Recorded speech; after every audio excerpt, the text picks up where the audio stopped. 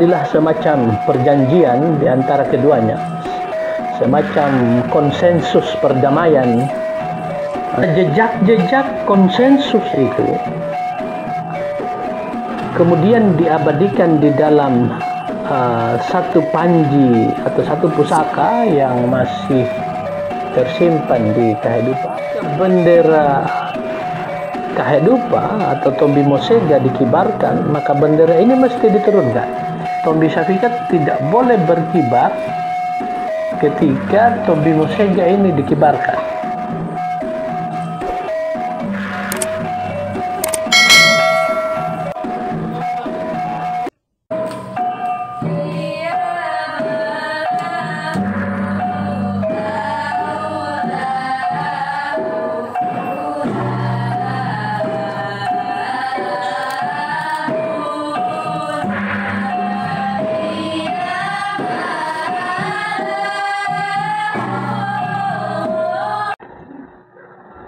Assalamualaikum warahmatullahi wabarakatuh. Jumpa lagi dengan saya di channel Tegalampa Ladaulani. Pada kesempatan ini kita akan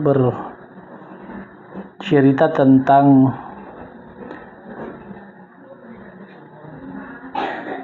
kedatangan bangsa Mongol ke wilayah kerajaan Kahedupa. Kalau kita berbicara tentang bangsa Mongol, maka dalam memori kolektif kita mengetahui bahwa bangsa Mongol ini adalah masyarakat yang nomaden yang berasal dari pegunungan Mongolia yang membentang dari wilayah Asia Tengah sampai ke Siberia Utara. Nah, nenek moyang bangsa Mongol bernama Alanjak Khan.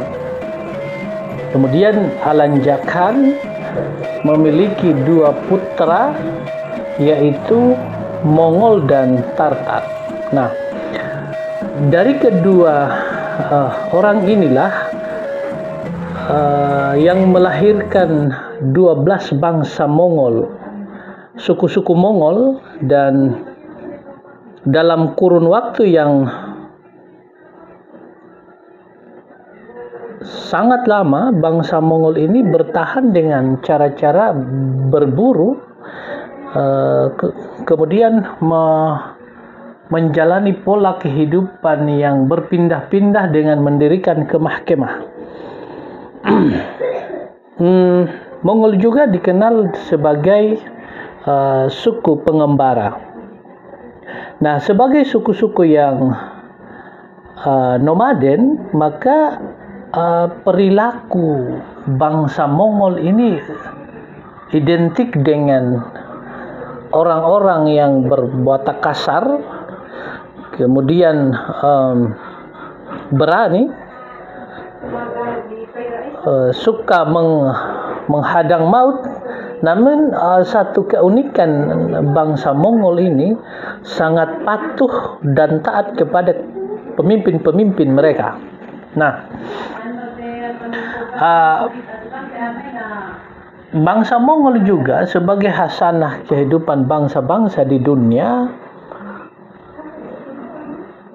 telah mengenal sistem kepercayaan atau keyakinan yang disebut atau dikenal dengan keyakinan syamanisme. Nah, ajaran apa itu syamanisme? Ajaran syamanisme adalah satu keyakinan yang menyembah kepada matahari yang sedang terbit, pada bintang-bintang. Kemudian ajaran shamanisme juga mengajarkan, mempercayai tentang arwah-arwah para pendahulu, terutama mereka meyakini bahwa arwah-arwah nenek moyang masih memiliki peran di dalam menentukan terahnya, begitu.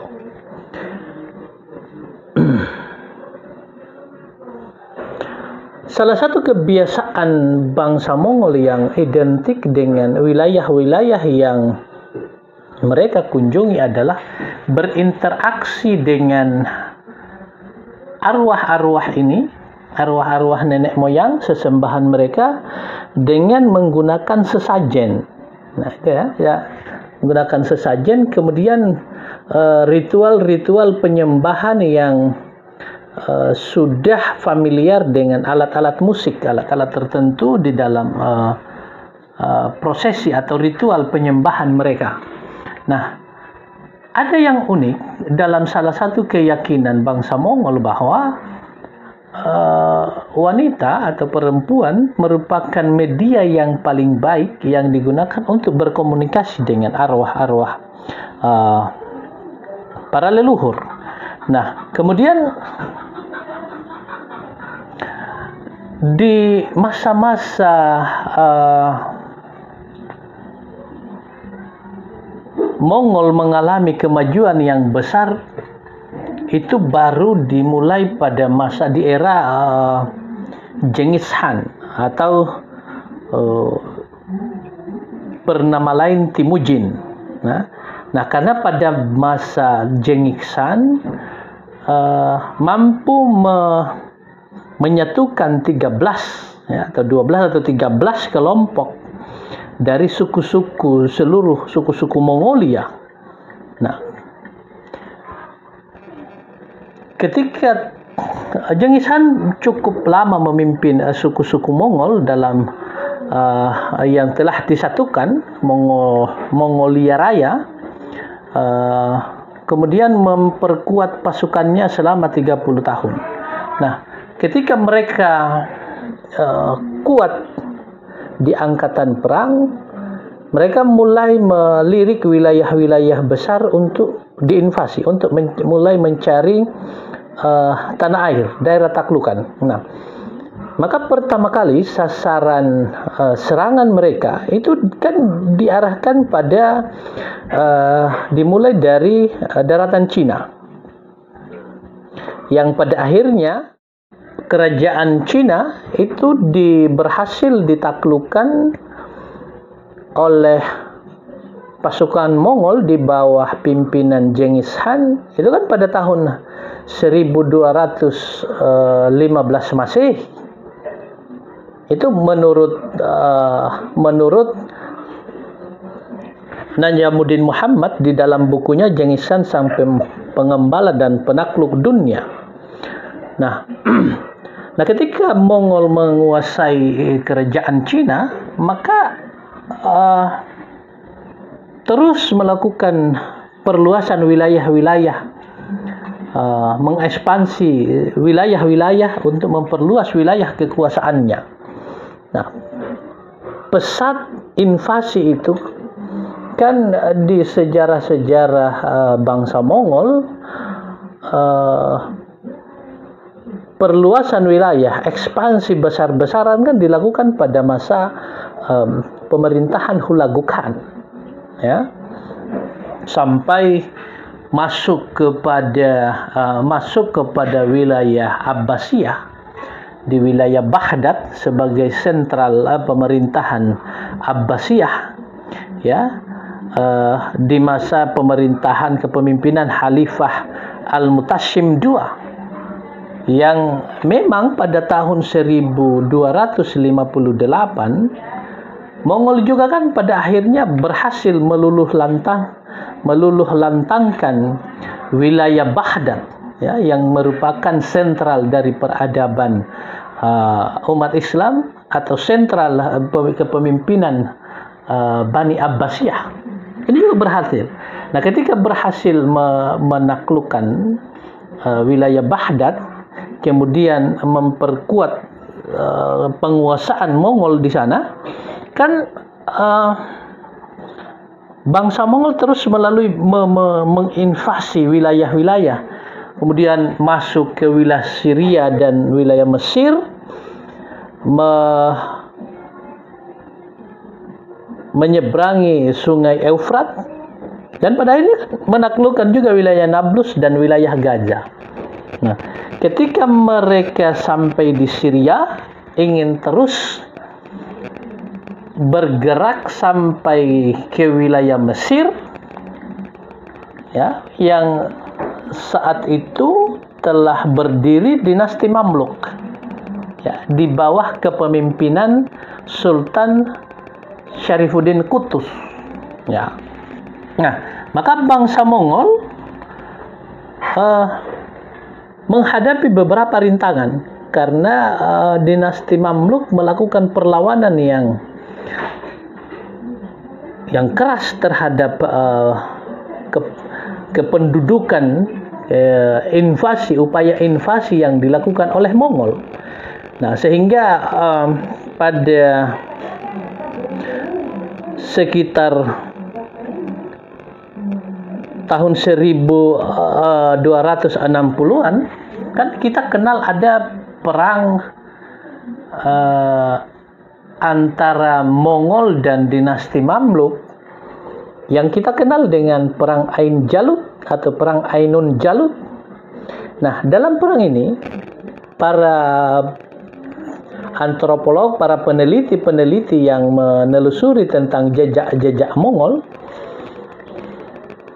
menyimpulkan bahwa di perang Ainun Jalut atau di perang Ain Jalut, di mana perang itu antara Mongol dan dinasti Mamluk, kan Mongol mengalami kekalahan besar di sepanjang sejarah invasi Mongol.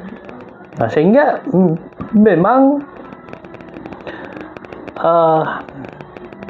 upaya invasi Mongol ke wilayah Mesir itu kan berhasil diusir oleh pasukan Syarifuddin Qutuz atau dinasti Mamluk sampai keluar Damaskus. Nah, kemudian tetapi kekalahan Mongol di perang Ain Jalut tidak serta-merta menghentikan upaya Mongol untuk menginvasi wilayah-wilayah yang lain. Mereka terus melakukan invasi ke wilayah India, Vietnam, Kamboja, Thailand, Rusia, bahkan sampai menargetkan kerajaan Jepang, walaupun pada akhirnya karena disebabkan oleh cuaca yang ekstrim ingin memasuki wilayah kerajaan Jepang, tetapi mereka menargetkan sasaran ke kerajaan Jepang itu. Nah, kemudian pada tahun 1293 Masehi, di masa kepemimpinan Kubilai Khan, kan mengarahkan invasi juga ke wilayah Nusantara. Nah, sehingga pada masa itu Kubilai Khan mengirimkan tentaranya, pasukannya dalam jumlah yang sangat besar. Dalam buku John Mann tentang Genghis Khan atau sejarah Mongol itu menuliskan bahwa Kubilai Khan mengirimkan sampai 30.000 pasukan untuk memasuki wilayah Nusantara di bawah pimpinan 3 panglima Mongol, yang panglima besar Mongol, yaitu Sibi, Ikemese, dan Go-Sing. Nah, itulah yang dituliskan oleh John Mann di dalam bukunya, kemudian dikutip juga oleh Risa Rehardisa dalam jurnalnya pada tahun 2018. Nah, pasukan yang begitu besar kemudian memasuki pertama kali di wilayah Nusantara itu memasuki wilayah Tuban, kemudian mendirikan perkemahan di sana. Nah, lalu salah satu komandan besar atau Jenderal Ikemese mengirimkan utusan untuk mendatangi Raden Wijaya yang saat itu merupakan pemimpin wilayah kerajaan Majapahit. Nah, maka tujuan kedatangan utusan Iki Mese tersebut mendatangi Jayakatwang untuk mengakui kekuasaan atau meminta Raden Wijaya untuk takluk dan berbaiat kepada Kubilai Khan. Tetapi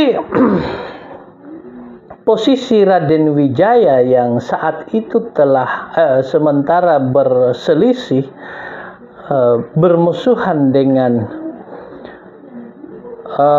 Jayakatwang dari Gelang-Gelang, ya, dari Raja Kertanegara, memanfaatkan kedatangan Mongol tersebut. Raden Wijaya membuat satu semacam perjanjian dengan Raden Wijaya, dengan Mongol, bahwa kerajaan Majapahit akan tunduk di bawah kekuasaan Kubilai Khan ketika pasukan Mongol itu membantunya untuk menaklukkan Jayakatwang, Raja Kartanegara. Lantas Mongol menerima persyaratan dari Raden Wijaya ini, kemudian melakukan serangan kepada terhadap Jayakatwang yang memang pada akhirnya berhasil dibunuh. Nah, ketika itu setelah menaklukkan Jayakatwang, kemudian Raden Wijaya meminta izin untuk kembali ke kerajaannya Majapahit untuk mengambil semacam hadiah untuk dikirimkan kepada Kubilai Khan sebagai bentuk pengakuan terhadap kekuasaannya. Tetapi kan apa yang terjadi ketika sebelum memasuki wilayah Majapahit, Raden Wijaya malah menyerang balik pasukan Mongol yang sedang merayakan kemenangan mereka di wilayah pantai, wilayah di sekitar wilayah Tuban. Nah, para peneliti menyimpulkan bahwa kepiawaian strategi perang Raden Wijaya ini mampu membuat kocar-kacir pasukan Mongol yang dalam kapasitas yang jumlah besar. Bahkan mereka berhasil memukul mundur kapal-kapal Mongol ini, ya, sampai keluar perairan Laut Jawa. Nah, jumlah kapal yang begitu besar tentu tidak semua dalam keadaan genting, dalam suasana kebatinan dan kekalahan. Memang sebagian besar kapal-kapal Mongol ini kembali ke daratan Cina. Tetapi ada sebagian kecil dari armada-armada Mongol ini yang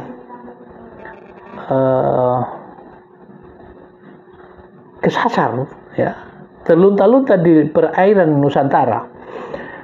Nah, beberapa kapal-kapal ini pada periode yang bersamaan, sekitar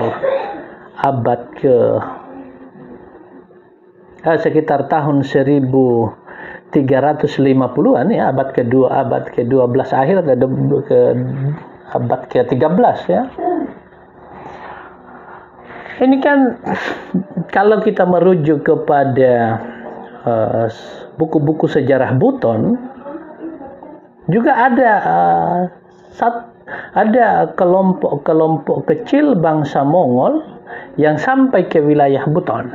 Nah, tetapi fokus kita adalah alur kedatangan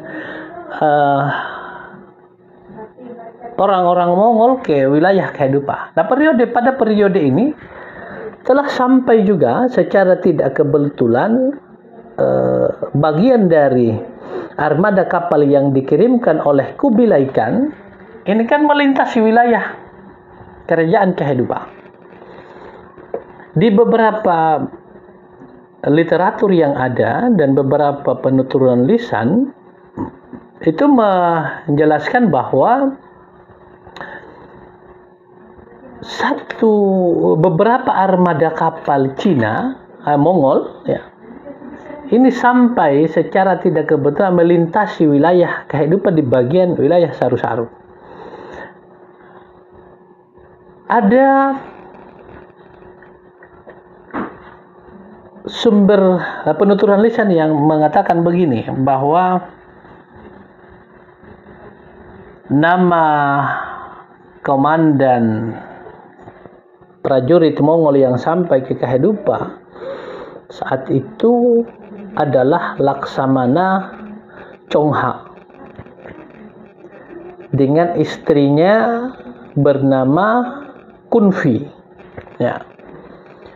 Ketika mereka sampai di Kehidupan, ketika mereka berada di Kehidupan, Laksamana Chongha kemudian lebih familiar oleh masyarakat lokal, dikenal dengan nama Komandan Ladonda.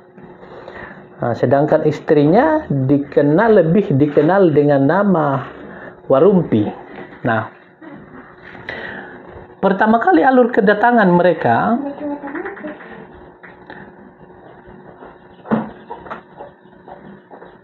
itu kan pertama kali berlabuh di wilayah Saru-Saru, pantai Saru-Saru.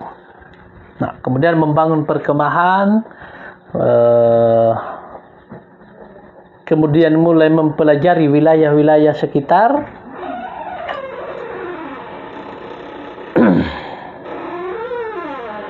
Nah, ketika mereka membangun perkemahan,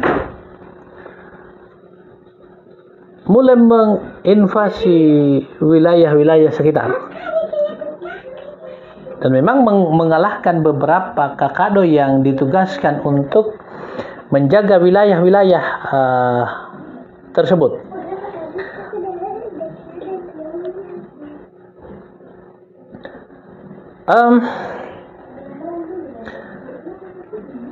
Komandan Ladonda atau Laksamana Chongha, ada beberapa penutur lisan mengatakan bahwa Laksamana Chongha itu adalah anak dari Kubilai Khan. Nah, tetapi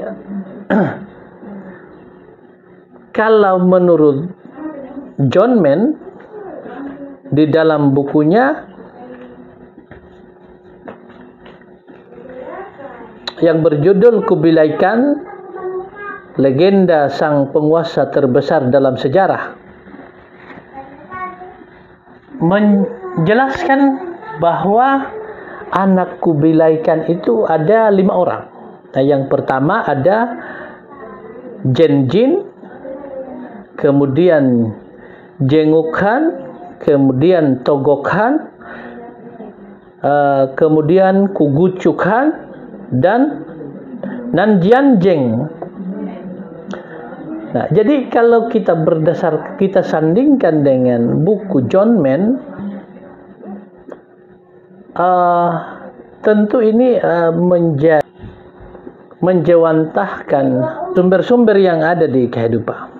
Nah, tapi memang berdasarkan penelusuran saya beberapa tahun yang lalu, memang saya pun menyimpulkan bahwa Kubilai Khan, Laksamana Chongha atau Komandan Ladonda itu bukan anak dari Kubilai Khan, tetapi merupakan salah satu komandan yang turut serta di dalam invasi yang dikirimkan Kubilai Khan ke wilayah Nusantara. Nah, kita kembali kepada Komandan Ladonda yang telah sampai ke wilayah Kehidupan. tidak berselang lama mereka sampai di Kehidupa dan telah berhasil membangun kemah-kemah mereka. Ketika berhasil menguasai wilayah itu, orang Mongol juga yang sampai ke wilayah Kehidupa ini terus melakukan ingin menguasai wilayah-wilayah itu dan menyebarluaskan ajaran syamanisme, melakukan ritual-ritual di sekitaran itu. Nah, ketika beberapa saat sampai di sana di Kehidupa, maka informasi itu telah sampai ke kerajaan Kehidupa yang saat itu telah berada pada masa kepemimpinan raja kedua, yaitu Raja Syamsi Alam.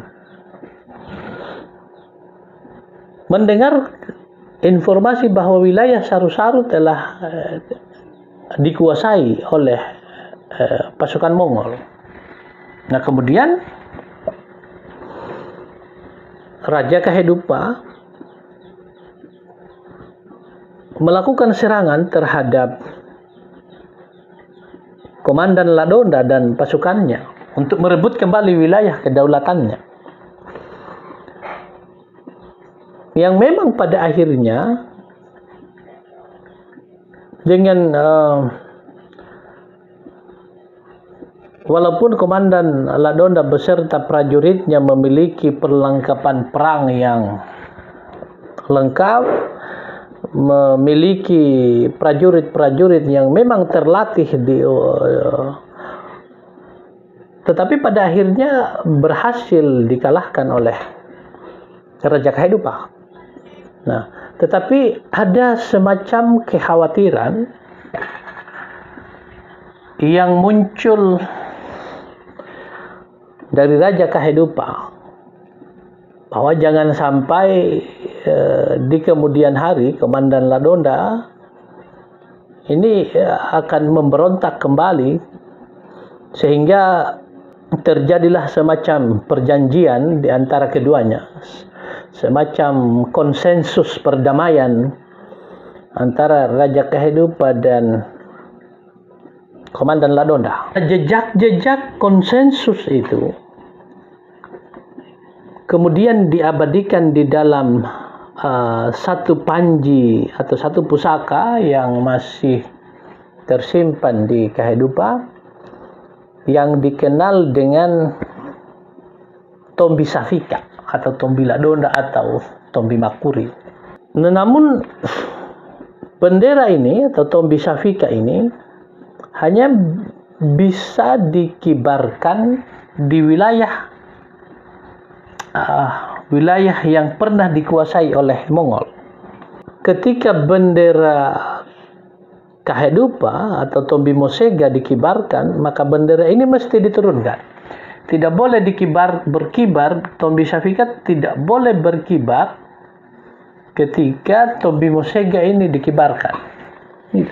Ini sebagai salah satu mengandung berbagai macam makna filosofis. Nah,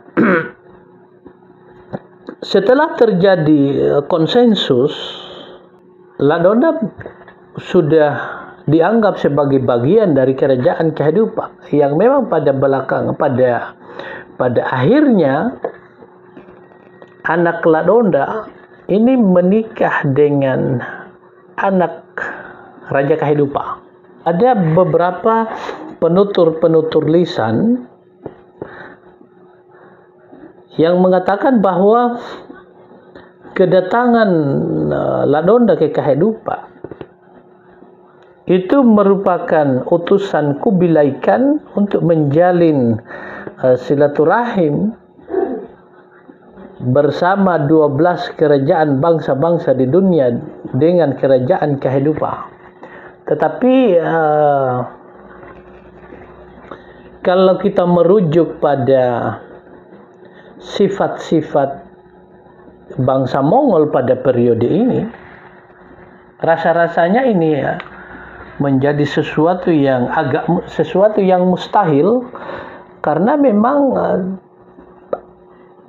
sifat Mongol pada periode ini adalah sifat invasi. Dan sangat jarang Mongol ini melakukan, terutama juru kunci atau masyarakat yang menjaga benteng atau makam Ladonda. Mereka melakukan ritual-ritual yang sama persis dengan ajaran shamanisme. Nah, begitu jugalah yang terjadi di dalam akulturasi budaya yang merupakan bagian yang tidak terpisahkan dalam gerakan Laryangi. Karena memang sebetulnya latar belakang atau konsensus antara perdamaian antara kerajaan Kehidupan dan Mongol inilah kemudian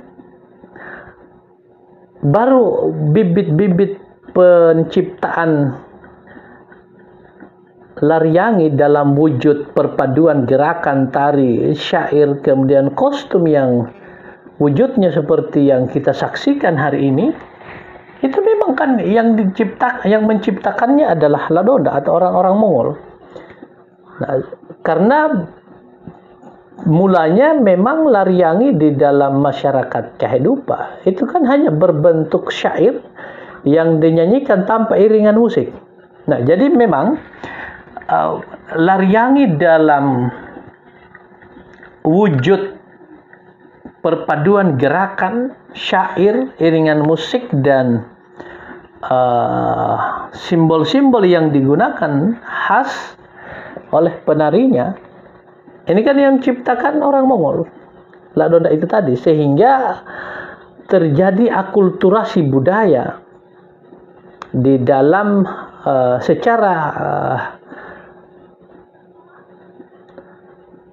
filosofi yang terkandung di dalam gerakan-gerakan maupun atribut yang digunakan di dalam tarian Laryangi. Sebut saja salah satunya tentang gerakan pembuka tarian Laryangi dengan cara menyembah dengan mengatupkan kedua telapak tangan di atas kepala. Ini kan memang identik sekali dengan ritual keagamaan shamanisme. Karena ketika kami melakukan penelusuran di beberapa tahun yang lalu, gerakan yang sama pun terlihat di juru kunci makam Ladonda ketika ingin melakukan ritual itu dengan cara duduk bersimpuh, melipat kedua kaki ke arah belakang, kemudian mengatupkan dua telapak tangan di atas kepala. Memang ini identik dengan, tetapi itulah yang merupakan salah satu akulturasi budaya yang merupakan jejak-jejak bangsa Mongol di Kehidupan. Yang kedua, jejak-jejak yang orang Mongol di Kehidupan terdapat selain bendera Tombi Shafika yang memang lahir di Kehidupan atas dasar dengan latar belakang konsensus perdamaian, juga terdapat satu benteng yang dibangun pada masa Raja Samsa Alamu atau Raja Kehidupan yang kedua, yang memang benteng itu diberikan nama untuk menghormati komandan Ladonda, sehingga benteng itu diberilah nama Benteng Ladonda. Nah, jadi memang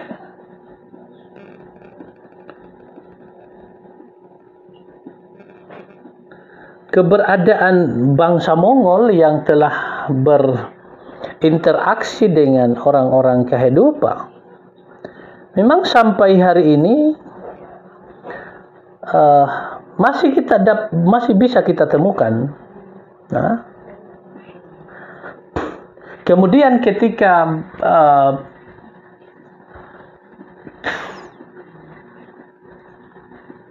hubungan antara Ladonda dan Raja Kehidupan semakin baik, maka dikawinkanlah anak Ladonda yang bernama Waeka dengan anak Raja Kehidupa yang bernama Kapalafare Alamu. Maka terjadilah pernikahan di antara keduanya. Nah, ketika Ladonda menjadi besan Raja Kehidupa, setelah Pangliyapara pertama kerajaan Kehidupa yang bernama La Serewaha meninggal, lantas Raja Kehidupa ini menunjuk Ladonda sebagai seseorang yang terlatih, seorang yang memang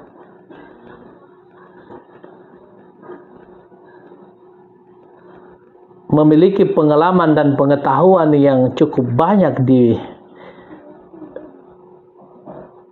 bagian pertahanan dan perang, maka dia ditunjuklah menjadi Pangliyapara kedua, menggantikan La Serewaha. Tetapi pada masa ia menjabat sebagai Pangliyapara, jabatan ini kemudian mulai berubah penamaannya menjadi Kapita. Sehingga pada masa Raja Kehidupa kedua, jabatan Pangliyapara mulai berubah penamaannya menjadi Kapita sampai berlanjut sampai kepada raja-raja yang selanjutnya. Jabatan-jabatan ini ada Kapita Lagoga, ada Kapita Lamanungkira. Tetapi awal mula penamaan ini memang berasal dari Kapita Ladonda. Nah, jadi sebelum itu jabatan Panglima Perang itu adalah Pangliyapara. Tetapi ketika pada masa kepemimpinan Ladonda, ini nama ini mulai beralih menjadi Pangliyapara. Nah, memang itulah yang masih tersimpan sebagai alat-alat yang rekam masa lampau untuk menjejaki jejak-jejak bangsa Mongol yang sampai ke Kehidupan, walaupun memang kedatangan itu terjadi secara kebetulan, secara tiba-tiba, ya. Mereka terlunta-lunta dari kejaran pasukan Majapahit, Raden Wijaya, tetapi jejak-jejak itu masih bisa kita jejaki sampai hari ini. Atau bisa dibaca secara lengkap dalam buku sejarah, dalam buku Kaledupa dalam lintasan sejarah. Sampai jumpa di podcast selanjutnya. Saya Ahmad Dolani. Assalamualaikum warahmatullahi wabarakatuh.